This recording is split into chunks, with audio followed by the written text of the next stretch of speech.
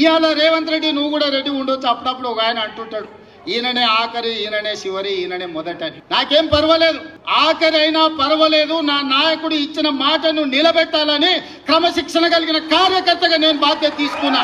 ఇది నా నిబద్ధత. నేను ఈ లెక్క నా కోసం చేయలే, నా పదవి కోసం చేయలే. నా నాయకుడు ఇచ్చిన మాట నిలబెడితేనే నేను క్రమశిక్షణ కలిగిన కాంగ్రెస్ కార్యకర్తను అవుతా. నేను క్రమశిక్షణ కలిగిన ముఖ్యమంత్రిగా ఈ రోజు ఈ బాధ్యత తీసుకున్నా. ముఖ్యమంత్రిగా ఈ రోజు కులగణన చేసిన అంటే ఏ త్యాగానికైనా సిద్ధమయ్యే ఈ రోజు ఈ లెక్కలు పక్కాగా తేల్చిన. ఈ లెక్కలలో తప్పు తేల్చాలంటే 5% లోపల మా వాళ్ళని ఎందుకు చూపిస్తా, 50% పైగా బీసీలను ఎందుకు చూపిస్తానా? మమ్మల్ని కూడా 15-20% లెక్కలు చూపిస్తుంటే దొంగ లెక్కలే రాయ మొదలు పెడితే ఇట్లెందుకు రాస్తాము?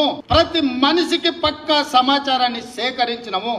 నాయకుడు ఇచ్చిన మాటని నిలబెట్టడమే మా ధర్మం అనుకున్నాము.